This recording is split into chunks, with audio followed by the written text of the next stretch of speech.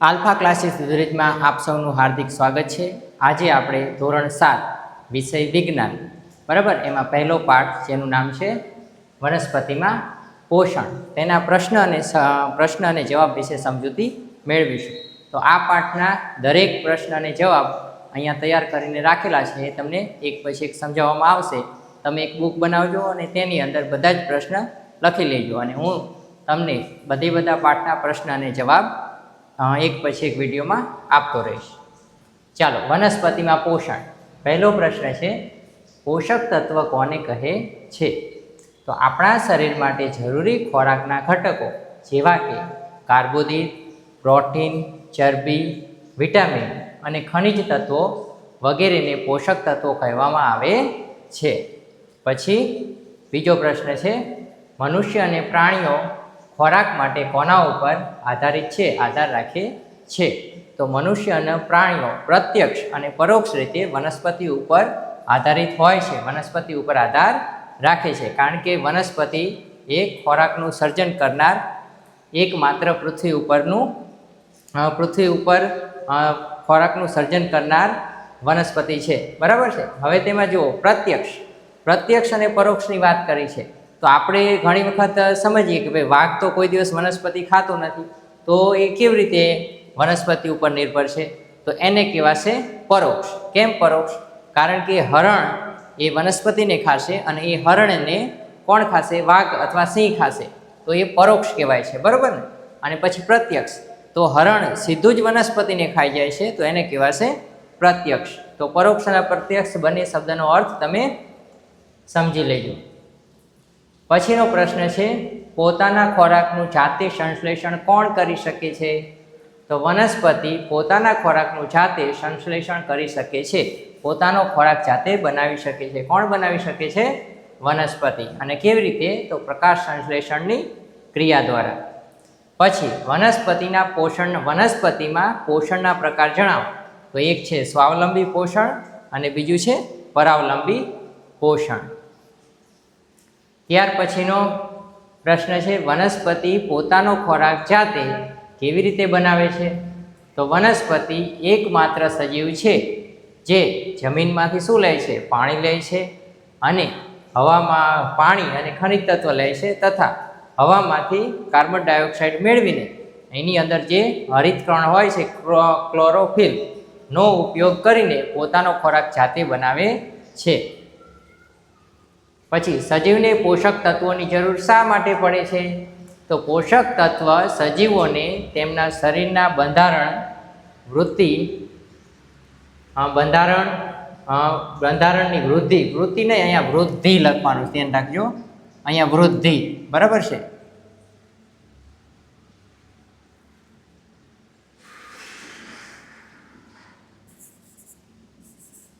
વૃદ્ધિ અને નુકસાન પામેલા ભાગોના સમારકામ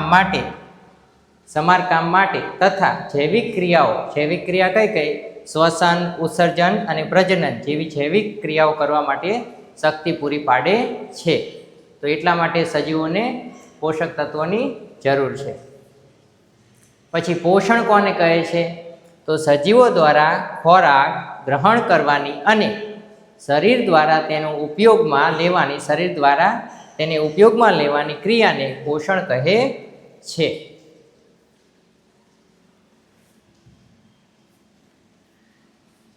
પછીનો પ્રશ્ન છે, સ્વાવલંબી પોષણ કોને કહે છે? તો જે પોષણ ક્રિયામાં સજીવો સરળ પદાર્થોમાંથી પોતાનો ખોરાક જાતે બનાવે તેને સ્વાવલંબી પોષણ કહે છે, બરાબર છે? તો વનસ્પતિ સ્વાવલંબીમાં આવશે। ત્યાર પછીનો પ્રશ્ન છે, પરાવલંબી પોષણ કોને કહે છે? તો પ્રાણીઓ અને મોટાભાગના સજીવો વનસ્પતિ દ્વારા તૈયાર થયેલો ખોરાકનો ઉપયોગ કરે છે, તો આ બધા સજીવોને પરાવલંબી કહે છે। પછીનો પ્રશ્ન છે, વનસ્પતિમાં ખોરાક બનાવવા માટેના કારખાના ક્યાં આવેલા હોય છે? તો પર્ણો એ વનસ્પતિમાં ખોરાક બનાવવા માટેના કારખાના છે। ત્યાર પછીનો પ્રશ્ન છે, પર્ણરંધ્ર કોને કહે છે? તો વનસ્પતિના પર્ણમાં વાતાવરણમાંનો કાર્બન ડાયોક્સાઇડ અંદર લેવા માટે નાના છિદ્રો આવેલા હોય છે. આ છિદ્રોને શું કહે છે? પર્ણરંધ્ર કહે છે. આ છિદ્રો રક્ષક કોષો વડે ઢંકાયેલા હોય છે. તો અહીંયા જો આ લીલા કલરનું એટલે હરિતદ્રવ્ય ક્લોરોફિલ છે, બરાબર છે, અને એ જ આ રક્ષક કોષો છે, બરાબર. અને આ જે અહીંયા તમને જગ્યા દેખાય છે એ શું છે? વાયુરંધ્ર છે. અને આ પાંદ છે, અને આ પાંદમાં એક નાનું વાયુરંધ્ર, ખુલ્લું વાયુરંધ્ર, એની આકૃતિ છે કે આ ખુલ્લા વાયુરંધ્રની અહીંથી વાતાવરણમાંથી કાર્બન ડાયોક્સાઇડ અંદર જાય છે અને ઓક્સિજન વાતાવરણમાં બહાર નીકળે છે. તો આ પર્ણરંધ્રની આકૃતિ છે. ત્યાર પછીનો પ્રશ્ન છે હરિતદ્રવ્ય વિશે માહિતી આપો. બરાબર. તો વનસ્પતિના પર્ણોમાં લીલું રંજક દ્રવ્ય આવેલું હોય છે જેને હરિતદ્રવ્ય કહે છે.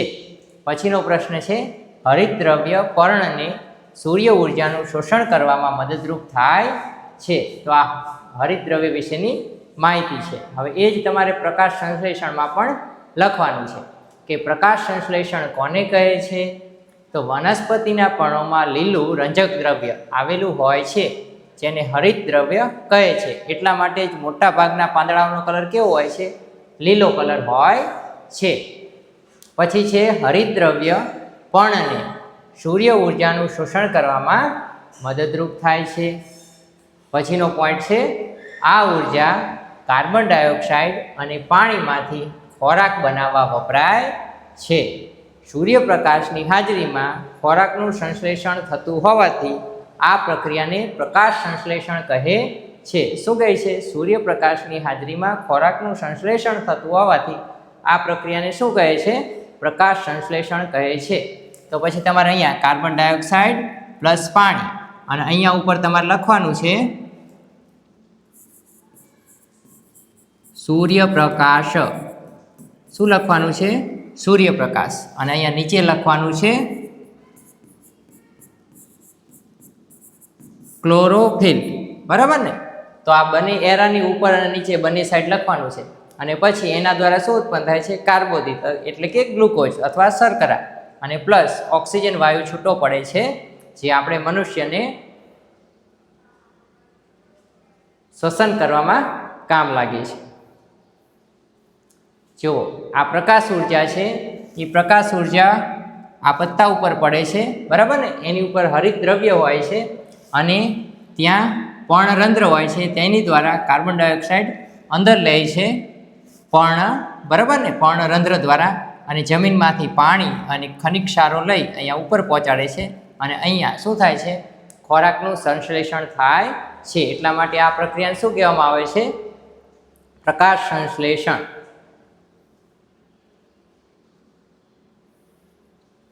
ચાલો પછી જો એવું તમને પ્રશ્ન પૂછાય કે પ્રકાશ સંશ્લેષણ માટે કઈ કઈ વસ્તુઓ જરૂરી છે, તો તમારે લખવાનું કે પ્રકાશ સંશ્લેષણની પ્રક્રિયા માટે નીચેની 4 બાબતો અનિવાર્ય છે.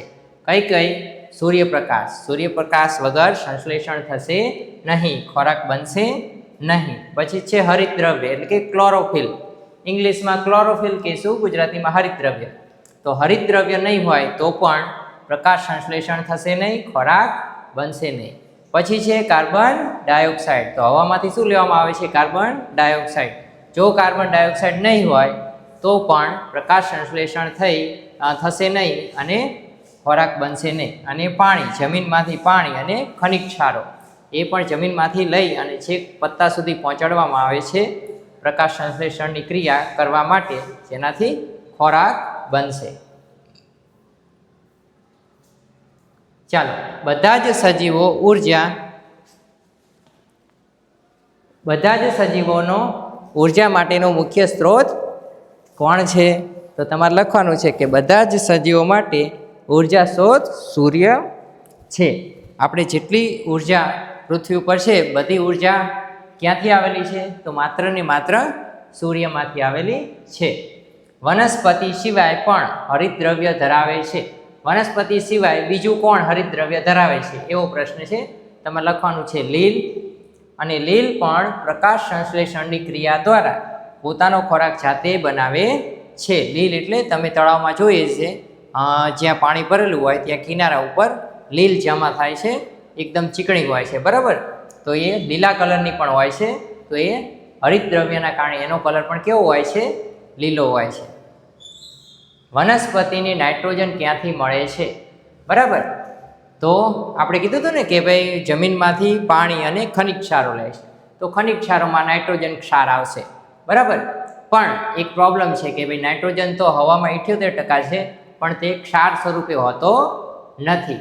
તો પહેલો પોઈન્ટ, હવામાં 78% નાઇટ્રોજન છે અને ઓક્સિજન કેટલા ટકા છે? 1% ઓક્સિજન છે. સિમ્બીકુળની વનસ્પતિ, સિમ્બીકુળની વનસ્પતિ એટલે કઈ? કે ચણા, વટાણા, બરાબર ને, જે કંઈ કઠોળ છે એ બધું કયું કહેવાશે? વાલ. એ સિમ્બીકુળની વનસ્પતિ કહેવાશે. તો સિમ્બીકુળની વનસ્પતિના મૂળમાં રહેલા મૂળગંડિકામાં રહેલા રાઇઝોબિયમ નામના બેક્ટેરિયા દ્વારા હવામાંના આ નાઇટ્રોજનનું જમીનમાં નાઇટ્રોજન ક્ષાર તરીકે સ્થાપન થાય છે. પછી આ નાઇટ્રોજન ક્ષાર વનસ્પતિના મૂળ દ્વારા પાણી સાથે વનસ્પતિમાં શોષાય છે. હવે સિમ્બીકુળની વનસ્પતિ કઈ? તો ચણા, વટાણા, મગ, વાલ અને કઠોળ વર્ગની વનસ્પતિ, એ બધાને શું કહેવાશે? સિમ્બીકુળની વનસ્પતિ. અહીંયા મૂળ નથી લખવાનું, વર્ગની વનસ્પતિ, ખાલી એટલું જ, બરાબર છે. આ બે નથી લખવાના. તો એ બે નથી લખવાના કે કઠોળ વર્ગની વનસ્પતિ, ત્યાં સુધી, બરાબર છે. ચાલો પછીનો પ્રશ્ન છે, પરાવલંબી વનસ્પતિનું ઉદાહરણ આપો. તો અંબરવેલ. તો અંબરવેલ ને પરોપજીવી પણ કહેવામાં આવે છે. પરાવલંબી એટલે બીજા ઉપર આધાર રાખે છે તેવું, બરોબર ને. પછી પરોપજીવી. પરોપજીવી કોને કહે છે? તો પરાવલંબી, પરોપજીવી સમાનાર્થી શબ્દ છે. પોતાના ખોરાક માટે બીજા સજીવ પર આધાર રાખતા સજીવોને પરોપજીવી કહેવામાં આવે છે. ત્યાર પછીનો પ્રશ્ન છે, કીટાહારી વનસ્પતિ કોને કહે છે? તો કીટકોનો આહાર તરીકે ઉપયોગ કરતી વનસ્પતિને કીટાહારી વનસ્પતિ કહેવામાં આવે છે. કળશપર્ણ અને ડ્રોસેરા, આ બેને આપણે શું કહીશું? કીટાહારી. એ જ પેલો જગ જેવો એનો આકાર હોય છે અને એમાં જેવા કીટક બેસે છે, બધા પતંગિયા, કોઈ પણ કીટક અંદર, તો એ જગ બંધ થઈ જાય છે અને શું કરી લે છે? એ કીટકોને આહાર કરી લે છે, એને ખતમ કરીને એનામાંથી પોષણ મેળવે છે. તો એ છે કળશપર્ણ અને ડ્રોસેરા. આ કીટાહારી વનસ્પતિ છે. ત્યાર પછી મૃતપોષી પોષણ કોને કહે છે? અથવા મૃતોપજીવી કોને કહે છે? તો જે સજીવોના મૃત અને સડી ગયેલા પદાર્થોમાંથી પ્રવાહી સ્વરૂપે પોષણ મેળવે છે તેને મૃતપોષી પોષણ કહે છે. દાખલા તરીકે ફૂગ અને મશરૂમ. તો આ બે મૃતપોષી પોષણ મેળવે છે. પછીનો પ્રશ્ન છે, સહજીવન કોને કહે છે? તો કેટલાક સજીવો, સહ એટલે સાથે અને જીવન એટલે જીવન જીવવું, બરાબર ને. તો સાથે જીવન કોણ કોણ જીવે છે? એકબીજાની જરૂરિયાત પૂરી કરીને. કે કેટલાક સજીવો સાથે જીવે છે તથા વસવાટ અને પોષક તત્વો એમ બંને માટે સહભાગી બને છે. આ પ્રકારના સંબંધને સહજીવન કહેવામાં આવે છે. ઉદાહરણ તરીકે લાયકેનમાં લીલ અને ફૂગ સાથે જીવે છે. તો લીલ ખોરાક બનાવે છે અને ફૂગ તેને લીલને રહેઠાણ, પાણી અને ખનિજ તત્વો પૂરા પાડે છે. તો બંને એકબીજાની જરૂરિયાતને પૂરી કરે છે, એટલા માટે તેને કહીશું સહજીવન. પછીનો પ્રશ્ન છે, છાણિયા ખાતર કે રાસાયણિક ખાતરમાં કયા કયા પોષક તત્વો હોય છે? તો તમારે લખવાનું છે કે છાણિયા ખાતર કે રાસાયણિક ખાતરમાં શું હોય છે? નાઇટ્રોજન, પોટેશિયમ અને ફોસ્ફરસ જેવા પોષક તત્વ રહેલા હોય છે, જે વનસ્પતિને શું કરે છે? ઉગવામાં, વિકાસ કરવામાં ખૂબ મદદ કરે છે.